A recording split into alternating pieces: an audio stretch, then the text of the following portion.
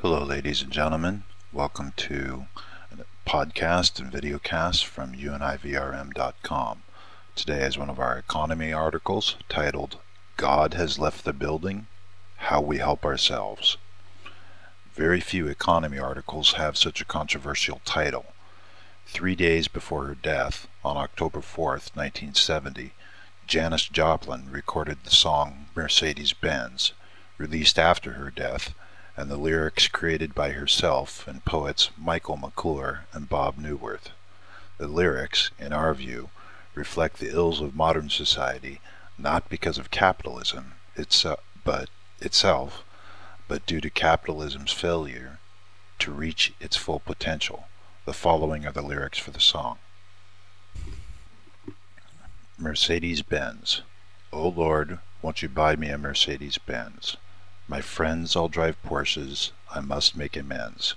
Worked hard all my lifetime, no help from my friends. So Lord, won't you buy me a Mercedes-Benz? Oh Lord, won't you buy me a color TV? Dialing for dollars is trying to find me. I wait for delivery each day until 3, so oh Lord, won't you buy me a color TV? Oh Lord, won't you buy me a night on the town? I'm counting on you. Lord, please don't let me down.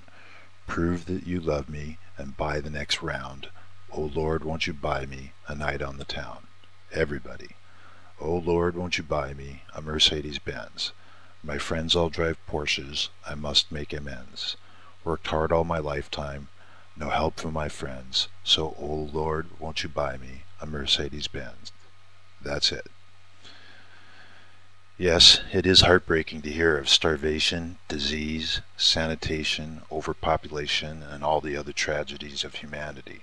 Tragedy takes many forms, and the current economic conditions of allegedly wealthy nations causes equal tragedy because as one of our opinion articles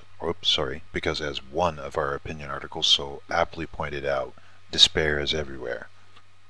Now maybe you believe in God, or whatever higher power is going to make your life happy, and that is the case, read no further, and like our ancient ancestors, go pray away. The greedy people won. Altruism exists only insofar as it doesn't really matter, or in other words, now called philanthropy, by rich people wanting to seemingly exhibit altruism. Governments, religions, organizations, or whatever other human institution you may think will help you is a delusion. Should you decide you wish to continue being deluded, please see the above paragraph on divine intervention and join those in prayer.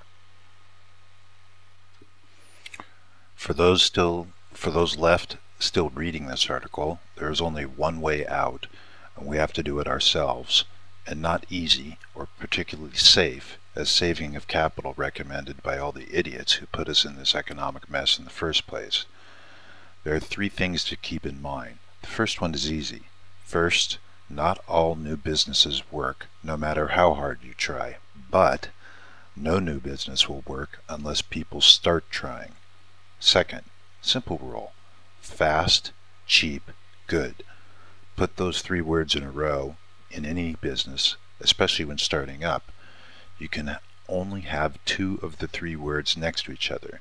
You can make or build something fast and cheap, but it won't be good. You can make something cheap and good, but it won't be fast. The problem word is fast. 2 billion plus people use the internet now, and fast is light speed. You may make a product, service, business that is not good, and people will not buy it, or buy it once and never do so again. Repeat business is what keeps a business going. Cheap is now 7 billion people on the planet. Somebody is always cheaper. Listen up. All those who went to business school, professionals, people with lots of money, believe in that second simple rule, and as we all know, think people are cheap. The second rule is wrong. The second rule should be time, money, perseverance, along with what you enjoy doing. You need all 3 and are crazy not to enjoy what you do because YOLO. Ask your kids. stands for you only live once. Third rule, invest in yourself, your family, your friends, associates, and friends of your friends, and do so on a global basis. Yes, the world is round, and we all live on it, irrespective of all the bullshit that divides us. Banks are paying nothing for saving your money. Real estate is a place to live, not an investment. The stock market is gambling at a casino. The house always wins. That's right, all those bonds, stocks, houses, and big companies don't really care about you or your family, friends, associates, and friends of your friends. You may even lose by putting your hard-earned cash to work, by choosing the third rule, but hello, what do you think is happening now? The only way to find out is to try. Maybe, just maybe, it will work, but we know one thing for certain to be true. All systems are not working now, and at least we all go down together trying to help each other instead of falling into neo-feudalism as the 1% has and always will want. The philosophers Plato and Socrates put it in simple terms 2,500 years ago. Democracy, as defined by them. Democracy is the child of oligarchy. Since people cannot agree with the rich ruling and deceiving the poor, people start to believe that if they could choose the ruler, their interest would prevail. The poor are greater in numbers, so they elect one of them to be in charge. However, since the masses aren't educated to become virtuous or to exercise the intellect, they are not apt to make political decisions that prioritize their real needs. The strangest part of the philosophy of Socrates and Plato is in their definition of aristocracy. According to their definition, this is the best form of government, according to Plato, in which the ruler is a philosopher, someone whose soul has been educated through the contemplation of arts and the exercise of the intellect.